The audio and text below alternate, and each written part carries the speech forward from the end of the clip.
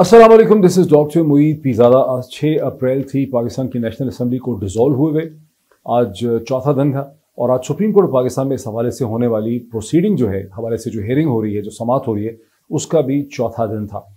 किस हद तक हमें ये लग रहा है, कितने चांसेस हैं कि supreme Court of Pakistan national assembly को रिस्टोर कर दे और जो डिप्टी स्पीकर की रूलिंग थी उसे रिवर्स कर दे, और कितने चांसेस हैं कि सुप्रीम कोर्ट ऐसा ना करे और इस सिस्टम को, पॉलिटिकल सिस्टम को और कौम को एक आम इंतखाबात की तरफ जाने दे। ये पहला पॉइंट है जिसे हम एग्जामिन करेंगे। दूसरी एक बड़ी इंटरेस्टिंग सिचुएशन हमारे सामने आ रही है कि इंक्रीजिंगली ये लग रहा है कि ऑपोजिशन के अंदर और ख़ुद PMLN के अंदर दो पॉइंट्स ऑफ व्यू हैं, दो धड़े हैं। एक वो धड़ा है जो अभी भी उम्मीद करता है कि supreme Court of Pakistan speaker की जो रूलिंग है उसे रिवर्स करे और नेशनल असम्बली को रिस्टोर कर दे, उसे बहाल कर दे और यूँ एक कोएलिशन गवर्नमेंट आ जाए। और दूसरा वो धड़ा है जो इंक्रीजिंगली ये समझता है कि ऐसा नहीं होना चाहिए, बल्कि बेहतरी इसी में है, बेहतर होगा कि अगर आप पाकिस्तान और ये कौम और सियासी ढांचा 90 दिन के अंदर एक इलेक्शन की तरफ चला जाए। इसकी बुनियादी वजूहात क्या हैं? क्यों शहबाज शरीफ साहब और तरह से सोच रहे हैं? क्यों PMLN की लीडरशिप और तरह से सोच रही है? क्यों पीपल्स पार्टी और मौलाना खासे कन्फ्यूज नज़र आते हैं? ये भी हमारा दूसरा सवाल है। तीसरा क्वेश्चन ये है कि इलेक्शन कमीशन ऑफ पाकिस्तान जो है उस पर क्यों नज़र रखने की ज़रूरत है? Because election commission of Pakistan का रोल जो है आने वाले मुमकिन इंतखाबात में, अगर असम्बली रिस्टोर नहीं होती और इंतखाबात जल्दी होने, तो बड़ा अहम होगा, उसे भी नज़र देखने की ज़रूरत है। और चौथा क्वेश्चन ये है जो बड़ा इनकम्प्लीट रहेगा, वो क्वेश्चन ये है कि हम देख चुके हैं पाकिस्तान में रजीम चेंज हो चुकी है आधी। हमने देखा कि श्रीलंका में क्या हुआ, हम देख रहे हैं कि तुर्की का गुज़श्ता एक बरस में कितना बुरा हशर किया है अमेरिका की मुख्तलिफ एक्शंस और पॉलिसीज़ के नतीजे में। और इस वक्त क्यों रूस, चीन के साथ साथ ईरान जो है, और ख़ास करके रूस, बहुत ज़्यादा परेशान नज़र आ रहा है उस मुमकिन कंप्लीट रजीम चेंज से जो कि पाकिस्तान में होते नज़र आ रही है। तो लेट्स सी, इसको एक एक करके देखते हैं। सबसे पहले देखते हैं कि आज सुप्रीम कोर्ट ऑफ पाकिस्तान में क्या हुआ। सुप्रीम कोर्ट ऑफ पाकिस्तान में, जैसे मैंने पहले कहा, ये चौथा दिन था प्रोसीडिंग का। सुप्रीम कोर्ट ने अनयूजुअली संडे के दिन इसकी समाअत शुरू की, जब एक 3 मेंबर बेंच ने under the leadership of the chief justice of supreme Court of Pakistan इसको सुनना शुरू किया। फिर एक 5 मेंबर बेंच बना जिसने मंडे, ट्यूसडे, वेडनेसडे, ये उस 5 मेंबर बेंच का आज ये तीसरा दिन था। और ये पहला दिन था जहां हुकूमत के जो 4 वकील हैं, जो पहले 5 थे लेकिन अब लग रहा है कि 4 ही हैं, उन्हें सुनने का प्रोसेस जो है शुरू हुआ। 2 प्रिंसिपल इशू हैं सुप्रीम कोर्ट के सामने। एक है article 95 of the constitution of Pakistan और दूसरा है article 69 of the constitution of Pakistan. 95 वो है जिसके तहत असेंबली के सामने एक नो कॉन्फिडेंस रेजोल्यूशन या मोशन लाया जाता है, और 69 वो है जो पार्लियामेंट्री प्रोसीडिंग्स में और स्पीकर की रूलिंग को कोई अदालत चैलेंज नहीं कर सकती है। आज जो दिन शुरू हुआ, डॉक्टर बाबर एवान जो हैं उन्होंने अपने दलाइल दिए। कम से कम 2 घंटे तक वो अपने दलाइल देते रहे और सुप्रीम कोर्ट उनके दरमियान में खासी अनफ्रेंडली किस्म की सूरत हाल थी। बिकॉज बाबर एवान जो हैं वो बहुत डिटेल से चीज़ें समझाना चाहते थे, बहुत लंबे लंबे रेफरेंसेस देना चाहते थे, सयाक व सबाक लाना चाहते थे, कॉन्टेक्चुअलाइजेशन करना चाहते थे। और सुप्रीम कोर्ट बार यह कह रही थी कि हमारे पास वक्त ज़्यादा नहीं है, हम चाहते हैं कि आप सीधा सीधा इश्यूज़ के ऊपर फोकस करें, आर्टिकल 69 के ऊपर फोकस करें, 75 के और 95 के ऊपर फोकस करें। और ख़ासी इसमें झड़पें भी जो हुई उनकी मौजूद जज साहिबान के साथ। और फाइनली डॉक्टर बाबर एवान का इस्तदलाल ये था कि आर्टिकल 69 की जो अहमियत है, इसके ऊपर बैरिस्टर अली ज़फ़र साहब, जो कि president of Pakistan doctor Arif Alvi को रिप्रेजेंट कर रहे हैं, वो इसकी अहमियत को एक्सप्लेन करेंगे। और फिर हमें देखा कि जो बैरिस्टर अली ज़फ़र जो हैं, उन्होंने बहुत ही ज़बरदस्त किस्म के वहाँ पर दलाइल दिए, बड़े जानदार उनके दलाइल थे। थोड़ा सा मैं आपको ये एक्सप्लेन कर दूँ कि जब आप टेलीविज़न के ऊपर जज साहिबान के क्वेश्चंस, उनके रिमार्क्स देख रहे होते हैं, तो हर टिक्कर और हर रिमार्क के साथ लोगों को ऐसा लगता है कि जज साहिबान ने अपना माइंड बना लिया है, उन्होंने फैसला कर दिया है। और लोग उन टिक्कर्स की मदद से ये अंदाज़ा लगाने की कोशिश करते हैं कि अदालत की जो फैसला साजी है और अदालत की जो डायरेक्शन है वो क्या है। ये एक गलत असम्पशन है, ये गलत स्पेकुलेशन है। उसकी वजह ये है, the way the supreme Court of Pakistan works, even high courts but specially the supreme Court of Pakistan works is कि सुप्रीम कोर्ट उन लर्न जो उसके सामने वकील होते हैं, जो काउंसल्स होते हैं, उनके ऊपर सुप्रीम कोर्ट बहुत ज़्यादा रिलाई करती है। जज साहिबान जो हैं वो रिलाई करते हैं प्रेसिडेंट्स के ऊपर, जजमेंट्स पे, उन दलाइल पे, उस इंफॉर्मेशन पे, उस एविडेंस पे जो कि वर्दी काउंसल्स उनके सामने लेकर आते हैं। और जब आप देखते हैं कि बैरिस्टर अली ज़फ़र या डॉक्टर बाबर एवान या नईम बुखारी वहाँ पे बोलेंगे या अटर्नी जनरल ऑफ पाकिस्तान बोलेंगे, तो सुप्रीम कोर्ट उनसे सवालात उठाती है, क्वेश्चन रेज करती है कि भाई क्यों हम आर्टिकल 69 के खिलाफ जो है प्रोसीडिंग को एग्जामिन नहीं कर सकते। और सुप्रीम कोर्ट ऐसे सवाल उठाती है कि क्या आप समझते हैं कि स्पीकर जो है वो नेशनल असम्बली के फ्लोर पे कोई भी फैसला कर सकता है? क्या स्पीकर आईन पाकिस्तान की खिलाफ वर्जी भी कर सकता है? क्या एक ऐसा, जैसे सवाल उठाए गए कि क्या एक प्राइम मिनिस्टर जो अपनी अक्सरियत खो चुका है वो अपने ही नॉमिनेटेड स्पीकर को, जिसको वो कंट्रोल करता है, उसको इस्तेमाल करके नो कॉन्फिडेंस वोट को डिफीट कर सकता है? जैसा कि इस केस में हुआ कि अलामती तौर पे जो अपोजिशन है उसने 197 वोट अपने 197 मेंबरान को वहां वोटिंग करा के दिखा दिया अयाज सादिक साहब ने। तो सुप्रीम कोर्ट के सामने ये भी इशू है कि एक प्राइम मिनिस्टर जिसके पास वाज़ेह तौर पर अक्सरियत नहीं है, क्या वो अपने स्पीकर को इस्तेमाल करके अपने आप को बचा सकता है? क्या वो एक कौम को, क्या उसके बाद वो एक समरी जो है, क्या वो नो कॉन्फिडेंस मोशन से अपने आप को निकाल कर उसके बाद एक समरी प्रेसिडेंट पाकिस्तान को भेज के असम्बली को डिसॉल्व कर सकता है? क्या ये चीज़ आइनी है? क्या ये चीज़ कॉन्स्टिट्यूशनल है? तो ये तमाम सवालात जो हैं मौजूद जज साहिबान उठाते हैं, और जो वकला होते हैं, जो काउंसल्स होते हैं, ये उनकी जिम्मेदारी होती है कि वो कितने इंफॉर्मेटिव, कितने कन्विंसिंग, कितने परसुएसिव आर्गुमेंट्स जो हैं वो जज साहिबान के सामने ला सकें। और ये चीज़ जो है ये बड़ी शिद्दत से आज देखने में आई जब बैरिस्टर अली जफर साहब ने अपने आर्गुमेंट्स, अपने दलाइल जो हैं वो सुप्रीम कोर्ट ऑफ पाकिस्तान के सामने रखे, और उनकी पोजीशन और उनका स्टैंड पॉइंट बड़ा क्लियर था कि यहाँ पर पाकिस्तान की जो सुपीरियर जुडिशरी है और पाकिस्तान की जो पार्लियामेंट है, इनके दरमियान फायर वॉल्स एग्जिस्ट करती हैं। सुप्रीम कोर्ट का काम अपना है, पार्लियामेंट का काम अपना है। जिस तरह से पार्लियामेंट सुप्रीम कोर्ट के अंदर होने वाली किसी प्रोसीडिंग को, किसी आर्गुमेंट को, किसी जजमेंट को, किसी रीजनिंग को चैलेंज नहीं कर सकती, इसी तरह सुप्रीम कोर्ट ऑफ पाकिस्तान हमारे सिस्टम लॉ के अंदर पार्लियामेंट के अंदर होने वाली किसी भी प्रोसीडिंग को, जहां स्पीकर एक जज के तौर पर प्रेजाइड करता है, जहां स्पीकर अपना माइंड बनाता है, जहां स्पीकर अपनी रूलिंग करता है, उस चीज को सुप्रीम कोर्ट ऑफ पाकिस्तान जो है वो क्वेश्चन नहीं कर सकती। आम तौर पर आप टेलीविजन प्रोग्राम्स में मुख्तलिफ वकला आते हैं, मुख्तलिफ पॉलिटिशियंस आते हैं, वो आपके सामने ये चीज़ कहते हैं कि देखिए जी सुप्रीम कोर्ट तो फाइनल आर्बिटर है, सुप्रीम कोर्ट हर चीज़ के बारे में फैसला कर सकती है, हर ऑर्डर को रिव्यू कर सकती है। बैरिस्टर अली जफर ने सुप्रीम कोर्ट के सामने ये साबित किया कि आप ये कर ही नहीं सकते। आर्टिकल 69 ऑफ द कॉन्स्टिट्यूशन की मौजूदगी में आप इस फायरवॉल को, इस दरवाजे को, इस दहलीज को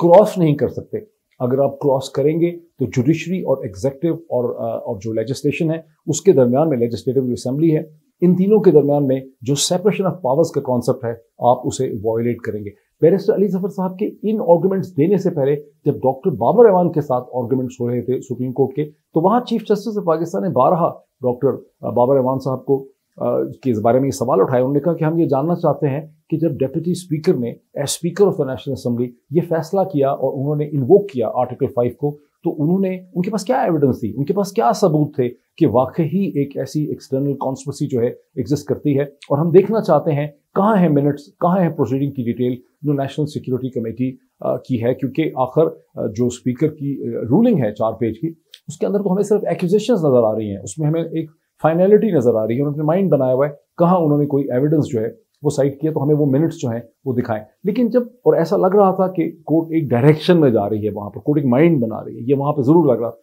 लेकिन उसके बाद जब बैरिस्टर अली जफर ने अपने आर्गुमेंट शुरू किया और वो आखिरी वक्त तक अपने आर्गुमेंट करते रहे, तो बैरिस्टर अली जफर का ये कहना था कि आप, ये अदालत उज़्मा जो है ये इस डायरेक्शन में जा ही नहीं सकती, आप स्पीकर के एक्शंस को, उसकी कॉम्पिटेंस को, उसकी जजमेंट को चैलेंज कर ही नहीं सकते, आप उसे एग्जामिन कर ही नहीं सकते, बिकॉज स्पीकर ने जो रूलिंग दी है, जो जजमेंट दिया है, जो फैसला दिया है, वो फ्लोर ऑफ द असेंबली में है, और आप उसको एग्जामिन नहीं कर सकते, उसके माइंड और उसकी कॉम्पिटेंस को कोर्ट जो है एग्जामिन नहीं कर सकती है। उसके दरमियान में दोबारा जिक्र आया डॉक्टर फहमीदा मिर्जा साहिबा के केस का 2012 का, जब वो रेफरेंस उठा, तो बैरिस्टर अली जफर ने एक्सप्लेन किया कि वहां मामला इस लिहाज से डिफरेंट था। ये वाहिद इंस्टेंस है जो अभी तक तमाम 4 दिन की प्रोसीडिंग्स में वकील और लीगल एक्सपर्ट्स अदालत के सामने ला सकें। कोई और केस पाकिस्तान की जुडिशल हिस्ट्री में ऐसा नहीं आ सका जहां स्पीकर के एक फैसले या रूलिंग को अदालत उज़्मा में एग्जामिन किया गया हो, चैलेंज किया गया हो, ओवरटर्न किया गया हो। ये वाहिद इंस्टेंस है जहां ओवरटर्न किया गया था। लेकिन फर्क ये है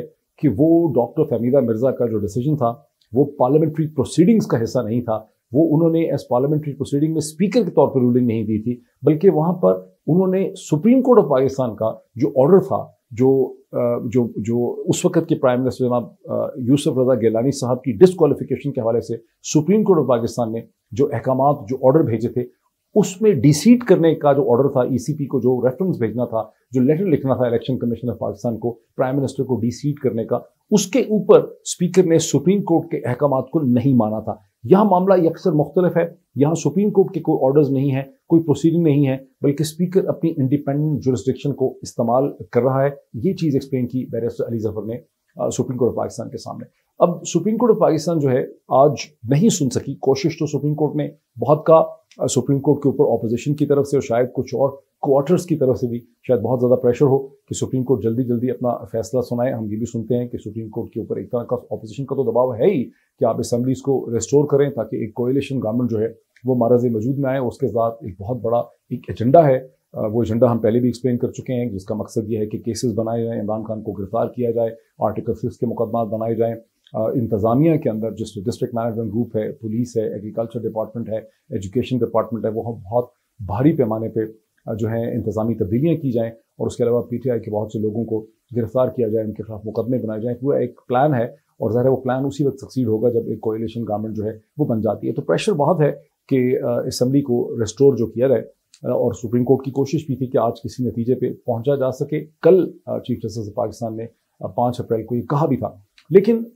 जैसा कि होता है कि ये भी एक राइट होता है किसी काउंसिल का कि जब वो एक दफ़ा अपनी आर्गूमेंट शुरू करता है तो सुप्रीम कोर्ट पाकिस्तान उससे इस्तदा कर सकती है, उसे रोक नहीं सकती, बार बार उसको कह सकती है कि कंप्लीट करें, वाइंड अप करें, मुख्तसर करें। अब आज अटॉर्नी जनरल ऑफ पाकिस्तान को अभी तक supreme Court of Pakistan Khalid Javed साहब को नहीं सुन सकी। कल उन्हें सुनेगी और उसके साथ ही नईम बुखारी जो इस केस में रिप्रेजेंट कर रहे हैं स्पीकर को भी और डेप्यूटी स्पीकर को भी। पहले हमें पता चला था कि अजहर सदीक साहब रिप्रेजेंट करेंगे डेप्यूटी स्पीकर को और नईम बुखारी साहब रिप्रेजेंट करेंगे स्पीकर को, लेकिन अब नईम बुखारी वही मशहूर प्रोमिनेंट कॉन्स्टिट्यूशनल लीगल एक्सपर्ट हैं जिन्होंने पनामा केस में प्रेजेंट किया था पाकिस्तान तहरीक इंसाफ का केस, जिसके नतीजे में नवाज शरीफ साहब की डिस्क्वालिफिकेशन हुई थी और 28 जुलाई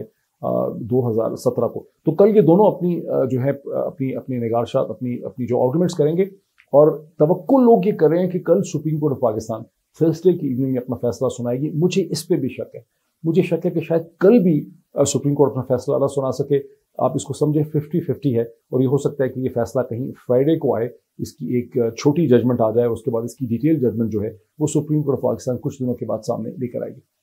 अब ज़ाहिर आपके ज़हनों में ये सवाल है और इस वक्त तमाम लोगों के जो पाकिस्तान से जिनका ताल्लुक़ है पाकिस्तान के अंदर और पाकिस्तानी डायस्पोरा जो बरतानिया में है, जो अमेरिका में है, जो मशरिक़ वस्ता में है, जो ऑस्ट्रेलिया न्यूजीलैंड में है और जिसमें से बहुत बड़ी तादाद में आप लोग इस चैनल को भी देखते हैं, सबके ज़हनों में ये सवाल है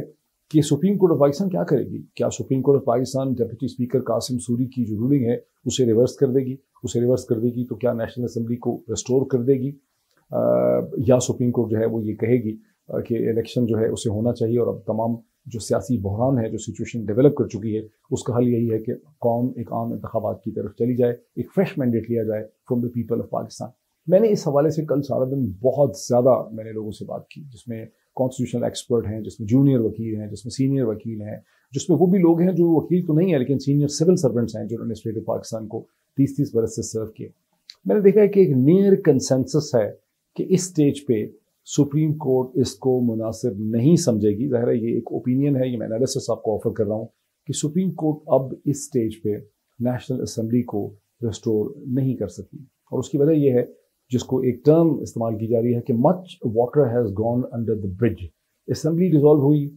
प्राइम मिनिस्टर की कैबिनेट ख़त्म हो गई, हुकूमत ख़त्म हो गई, prime minister of Pakistan denotify हो चुके हैं, एक कंसल्टेशन प्रोसेस जो है वो शुरू हो चुका है, इलेक्शन कमीशन ऑफ पाकिस्तान में इस हवाले से कुछ काम भी शुरू हो चुका है और एक माहौल जो है वो बनता चला जा रहा है। जैसे कि आप देख रहे हैं कि लोग उसकी एक्साइटमेंट का इजहार कर रहे हैं, रैलीज निकल रही हैं, एक भंगड़े वाली सिचुएशन जो है जो मैंने कहा था कि होनी चाहिए वो डेवलप कर रही है। तो अंडर द सर्कमस्टांसेस और फिर इसकी जो इम्प्लिकेशंस है कि अगर ऐसी गवर्नमेंट इलेक्शन से पहले एक ऐसी गवर्नमेंट आ जाए जो तोड़ना फोड़ना शुरू कर दे निज़ाम को, जो इंतज़ामिया में बहुत बड़ी तरह से तब्दीलियाँ करे या जो बदला लेना चाहती हो इलेक्शन से पहले, तो वो इलेक्शन भी फिर फ्री एंड फेयर नहीं रहेंगे। अगर एक ऐसी कोalition गवर्नमेंट आती है जिसका पहला बुनियादी मकसद ही ये है कि वो प्राइम मिनिस्टर इमरान खान को जेल में डाले, प्राइम मिनिस्टर इमरान खान के खिलाफ करप्शन के केसेस बनाए, उनकी पार्टी के और बहुत से लोगों के खिलाफ बनाए, एक विच हंट शुरू कर दे और पूरे इंतजामी ढांचे को बदल दे in preparation of the election, तो फिर वो जो इलेक्शन होंगे उसकी भी कोई ख़ास क्रेडिबिलिटी जो है वो नहीं होगी और वो इलेक्शन भी जो है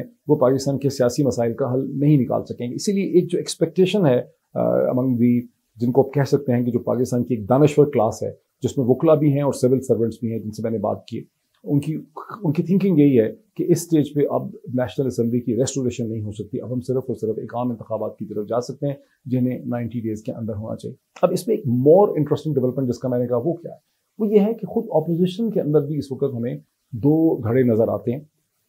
ہمیں یہ پتہ چل رہا ہے کہ سب سے زیادہ جو امپورٹنٹ پارٹی ہے اور جو سب سے بڑی پارٹی ہے، جس کی اس وقت بھی عوام میں ایٹ لیسٹ 84 سیٹیں تھیں نیشنل اسمبلی میں، P M L N Nawaz Sharif صاحب کی پارٹی، اس کے اندر کلیئرلی دو دھڑے ہیں، دو قسم کی اوپینینز پائی جاتی ہیں۔ ایک وہ اوپینین ہے آن دا فیس آف اٹ تو پوری پارٹی کی ایک ہی پوزیشن ہے کہ اسمبلی ریسٹور ہونی چاہیے اور جو کچھ بھی اسپیکر نے کیا وہ غیر آئینی ہے، غیر قانونی ہے، اور اسپیکر اور پرائم منسٹر اور پریزیڈنٹ اور دی دین لا منسٹر فواد چودھری ان سب کے خلاف جو ہیں آرٹیکل 6 کے مقدمے بننے چاہیے۔ غداری آئینی پاکستان سے، ٹریٹرز ہیں یہ کانسٹیٹیوشن آف پاکستان کے۔ لیکن بیہائنڈ دا سین جو فیلنگ ہمیں پتہ چل رہی ہے کہ پی ایم ایل این کے اندر اچھی خاصی اوپینین اس وقت یہ ہے، شہباز شریف صاحب جو ہیں وہ ابھی بھی چاہتے ہیں، آپ نے دیکھا کہ وہ کنسلٹیشن پروسیس کو بھی ڈاج کر رہے ہیں۔ انہوں نے پریزیڈنٹ پاکستان کا خط ان کو مل گیا، اس کے جواب میں انہوں نے خط لکھا کہ میں اس کو ابھی بالکل سمجھتا نہیں ہوں، ٹھیک ہوں، یہ غیر قانونی ہے، انلیگل ہے، یہ پروسیس ہی غلط ہے۔ اور شہباز شریف صاحب جو ہیں وہ ایک طرف کھڑے ہیں، مولانا بھی تقریباً چاہتے ہیں کہ اسمبلی ریسٹور ہو، جو خاصے کنفیوزڈ ہیں۔ پی بھی چاہتی ہے کہ اسمبلی ریسٹور ہو، وہ بھی الیکشن موڈ میں نہیں ہے۔ شہباز شریف صاحب اب فرق کہاں ہے کہ پی ایم ایل این کے اندر ایک بہت اسٹرانگ اوپینین ہے جو سمجھتی ہے کہ اس موقع پہ الیکشن ہو جانے چاہیے اور کنٹری کو، ملک کو، سیاسی ڈھانچے کو الیکشن کی طرف جانا چاہیے۔ اچھا، اب یہاں پہ کیا وجہ ہے، یہ ٹوٹلی میں اپنا پیور انالیسس دے رہا ہوں، اور میں سے کسی کا نام نہیں سمجھنا چاہیے۔ دیکھیے، شہباز اگر اسمبلی ریسٹور ہوتی ہے تو شہباز شریف صاحب جو اپنی عمر کے ایک حصے تک پہنچ چکے ہیں، لیٹ 60s میں ہیں، شہباز شریف صاحب جو ہیں وہ بن جائیں گے پرائم منسٹر آف پاکستان، جس کے بارے میں پی ایم ایل این کے اندر اور اپوزیشن میں ایک کنسنسس ہو چکا ہوا ہے، ایک اتفاق ہے، یہ ڈیسیجن ہو چکا ہے کہ اگر پرائم منسٹر عمران خان کی گورنمنٹ گرتی تو شہباز شریف کو پرائم منسٹر بننا تھا، چاہے وہ 3 مہینے کے لیے ہوتے، 4 کے لیے، 5 کے لیے، بہرحال وہ پرائم منسٹر پاکستان بن جاتے۔ اگر اسمبلی ریسٹور نہیں ہوتی، ہم الیکشن کی طرف چلے جاتے ہیں، تو شہباز شریف صاحب کی جو پالیٹکس ہے وہ تقریباً ختم ہو جاتی ہے پی ایم ایل این کے اندر۔ اب بھلا پوچھیں کیوں؟ اس کی وجہ ہے کہ شہباز شریف صاحب لیگلی، کانسٹیٹیوشنلی، ایڈمنسٹریٹولی اپنی حیثیت کی وجہ سے 3 دفعہ چیف منسٹر پنجاب رہ چکے ہیں، بہت تجربہ ہے، جس میں کوئی شک نہیں ہے کہ انہوں نے بڑا زبردست کام کیا۔ جو اسٹرکچرل ڈیولپمنٹ ہے پنجاب کی، جو کنسٹرکشن ہے، جو اسٹرکچرل ڈیولپمنٹ ہے، ایڈمنسٹریٹو میٹرز ہیں، اس میں وہ ورک الکالک تھے۔ پرہیپس گزشتہ 20-25 برس میں اگر کوئی ان کا چھوٹا موٹا رائیول ہے تو وہ پرویز الہی ہیں، ادروائز ان کی بڑی ایفیشنسی تھی، ان کو ایک مانا جاتا ہے، ان کا سکہ ہے۔ تو اس کے اندر جو پی ایم ایل این کے اندر ساری پبلک اپیل ہے، جو پبلک کنیکٹ ہے، جو پبلک کے ساتھ تعلق ہے، وہ سارا کا سارا محترمہ مریم نواز صاحبہ کا ہے۔ اگر الیکشن ہو جاتے ہیں 90 دن میں تو نواز شریف صاحب جن کی پہلے وہ توقع کرتے تھے کہ وہ پاکستان واپس آ جائیں گے، وہ تو پاکستان آتے ہوئے ہمیں نظر نہیں آتے، وہ نہیں آئیں گے۔ اور پہلے یہ تصور تھا کہ ان کی جو مورل اتھارٹی تھی، ان کی جو سینس آف لیڈرشپ تھی، ان کی جو پبلک اپیل تھی، اس کو کیری کرتی تھیں محترمہ مریم نواز صاحبہ۔ اور محترمہ مریم نواز صاحبہ 2018 کے انتخابات میں تو اس وجہ سے کہ چونکہ ان کی کنوکشن ہو گئی تھی، ان پہ کیسز تھے، وہ الیکشن نہیں لڑ سکتی تھیں، لیکن 2013 میں وہ الیکشن لڑ سکتی تھیں۔ اس وقت نواز شریف صاحب نہیں چاہتے تھے کہ ان کی صاحبزادی جو ہے وہ الیکشن میں کھڑی ہو۔ ریفلیکٹنگ بیک مجھے ایسا لگتا ہے کہ پولیٹیکلی وہ ایک غلط فیصلہ تھا، وہ اس وقت بھی آ سکتی تھیں، الیکٹ ہو سکتی تھیں، اب تک جو ہے وہ بہت بڑی فورس بن گئی ہوتی پاکستان کے الیکشن میں۔ لیکن اب اگر یہ الیکشن 90 دن میں ہوتے ہیں تو پی ایم ایل این کو جو چارج کرے گا، حالانکہ وہ ابھی بھی ان کے خلاف مقدمے ہیں، ان کا فیصلہ نہیں ہوا ہے، وہ الیکٹ نہیں ہوں گی، وہ کھڑی نہیں ہوں گی کسی سیٹ سے، لیکن پی ایم ایل این کو جو چارج کرے گی، پی ایم ایل این کی پوری پالیٹکس کو جو لیڈ کرے گا، ٹاؤن، قصبہ، گاؤں، دیہات، سڑک، اور جو ہر شہر میں جو ریلی ہوگا، جو ریلی کریں گی پی ایم ایل این کے ووٹ بینک کو، وہ کریں گی محترمہ مریم نواز صاحبہ۔ اور یوں محترمہ مریم نواز صاحبہ ان کے ساتھ جو پی ایم ایل این کا دھڑا ان کے ساتھ کھڑا ہے، یہ ایمرج کرے گا پنجاب کی پالیٹکس میں اور پاکستان کی پالیٹکس میں۔ اور شہباز شریف صاحب کے ساتھ جو دھڑا کھڑا ہے، جو ایک انسٹیٹیوشنلی یا کانسٹیٹیوشنلی یا ایک کنونشنلی شہباز شریف صاحب کو سپورٹ کر رہا ہے، وہ دھڑا جو ہے اس کو سیٹ بیک ہوگا، اس کو ایکلپس ہو جائے گا، اور رائز یہاں پہ ہوگا محترمہ مریم نواز صاحبہ۔ تو یہ وہ بیسک وجہ ہے جس وجہ سے آپ کو اس وقت دو ایک شارپلی ڈیوائڈڈ اوپینین جو ہیں پی ایم ایل این کے اندر نظر آنے لگ گئی ہیں الیکشن کے حوالے سے۔ اس کی ایک اور بھی وجہ ہے کہ پی ایم ایل این کے اندر بعض لوگوں کو یہ بھی شک ہے، جو میں آنے لگا ہوں جس طرح الیکشن کمیشن آف پاکستان، کہ بھائی یہاں کہیں ایک تیسری فورس کوئی اور ہی کھیل نہ کھیل رہی ہو، سیاسی جماعتوں کو ایک ڈگڈگی کا ڈانس کرا کے، ان کو ایک ہوا میں لٹکا کے، ان کو کھیلا کر، یہ نہ ہو کہ کوئی جہاں ایکسٹرنل ڈائمینشن ہے، ایک باہر کی سازش کا ہم سنتے ہیں، اور ظاہر ہے کہ PMLN کے اندر بھی بہت سے لوگ پبلکلی تو وہ نہیں کہہ سکتے، لیکن نظر انہیں ضرور آ رہا ہے کہ ایک ایکسٹرنل ڈائمینشن بھی ہے اس پوری پولیٹیکل چینج کی، اور ان کو خطرہ ہے کہ کہیں یہاں اور ہی کوئی چالاکی جو ہے نہ ہو جائے. اس لیے یہ جو دھڑا ہے، جس کو شک ہے اس پوری چیز سے، وہ چاہتا ہے کہ 90 دن کے اندر انتخابات جو ہیں وہ ہو جائیں. پاکستان پیپلز پارٹی مطمئن نہیں ہے، اور مولانا بھی، انہوں نے اس فیصلے کو بھی قبول نہیں کیا. دونوں کو یہ لگتا ہے کہ وہ الیکشن کے لیے تیار نہیں تھے. پاکستان پیپلز پارٹی کے لیے ساتھ تو بہت بڑا ہاتھ ہو گیا ہے، بیکاز اگر یہ ساری پولیٹیکل چینج نہ ہوتی، یہ ٹرانزیشن اور ٹرانسفارمیشن نہ ہوتی، تو وہ تو 1.5 برس انہوں نے سندھ میں اور حکومت کرنی تھی، جہاں نہ صرف سندھ ان کے پاس ہے، بلکہ کراچی جیسا پاکستان کا سب سے بڑا کارپوریٹ سینٹر، جہاں سے وہ ہزاروں قسم کے فائدے اٹھاتے ہیں. ان کا پورا نان نفتہ دانہ وہاں سے لگا ہوا ہے، وہ کراچی شہر بھی. تو وہ نہیں چاہتے تھے کہ اس سٹیج پہ ایک ٹرانزیشن ہو، اور ان کو تو کچھ اور ریوارڈ پرومس کیا گیا تھا، اور وہ ریوارڈ اگر الیکشن ہو جاتے ہیں 90 دن میں، تو پاکستان پیپلز پارٹی ذہنی طور پہ اس کے لیے تیار نہیں ہے. ٹھیک، یہ تو ہو گئی بات. آ جاتے ہیں الیکشن کمیشن. اب دیکھیں، کل جس کے اوپر میں پہلے بھی میں نے کامنٹ کیا کہ ڈان اخبار میں ایک اسٹوری چھپ گئی کہ الیکشن کمیشن آف پاکستان کے ایک ہائی آفیشل نے بات کی ہے ڈان اخبار سے، اور ان کا یہ کہنا ہے کہ الیکشن کمیشن آف پاکستان 90 دن میں انتخابات نہیں کرا سکتا، اس نے لوکل گورنمنٹ کے الیکشن کرنے ہیں، اس کے پاس سیاہی نہیں ہے، بیلٹ پیپر نہیں ہے، سو آن. اس کے بعد پھر جب کھپ پڑ گئی اور اس پہ شور مچایا، بہت سے لوگوں نے ٹویٹ کیے، حکومت نے بھی پوزیشن لے لی، ایکس منسٹرز تھے انہوں نے پوزیشن لی، جیسے ڈاکٹر شیری مزاری کی پوزیشن تھی. تو الیکشن کمیشن آف پاکستان کے جو ڈپٹی چیئرمین تھے، انہوں نے اس کے بارے میں باقاعدہ غالباً پریس ٹاک کی، میڈیا کو ایکسپلینیشن دی کہ نہیں، الیکشن کمیشن نے اس حوالے سے کوئی اسٹیٹمنٹ نہیں دی. زور کس چیز پہ؟ اسٹیٹمنٹ نہیں دی، آفیشیل اسٹیٹمنٹ نہیں دی. لیکن نہ الیکشن کمیشن آف پاکستان اس کی انویسٹیگیشن کر رہا ہے، نہ ڈان اخبار اس کی انویسٹیگیشن کر رہا ہے کہ آخر وہ کون سا آفیشیل تھا جس نے الیکشن کمیشن آف پاکستان کے بہاف پہ ڈان کو یہ اندیا دیا، یہ ہنٹ دیا، یہ چیز لیک کی گئی. سو میں یہ سمجھتا ہوں کلیئرلی کہ وہاں پر الیکشن کمیشن آف پاکستان کے اندر جو انٹرسٹ ہیں، جو اسے کنٹرول کرتے ہیں، انہوں نے، یا اس کے پیچھے جو انٹرسٹ ہیں، انہوں نے ایک فیلر چھوڑا کہ الیکشن جو ہے وہ ڈیلے ہو بھی سکتا ہے. اور کیونکہ ڈان اخبار اس کو صرف خود سے کنسیو نہیں کر سکتا، یہ کوئی ڈیسک کی سٹوری نہیں ہوگی جیسے ڈان کے ایڈیٹر نے دفتر میں بیٹھ کے سٹوری کریٹ کر دی. ظاہر ہے اس کا کوئی بیک گراؤنڈ اور کانٹیکسٹ ہوگا. اس لیے پاکستان کے پولیٹیکل پارٹیز کو، پاکستان کے پولیٹیکل کامنٹیٹرز کو، میڈیا کو، سیاستدانوں کو، تمام جو لوگ زی شعور لوگ ہیں، بہت ضروری ہے کہ الیکشن کمیشن کے معاملات پہ ہم نظر رکھیں. بیکاز اگر یہاں جیسا کہ لگ رہا ہے کہ اتفاق رائے نہیں ہوتا نواز شریف صاحب میں اور شہباز شریف صاحب میں فار دا فیوچر انٹرم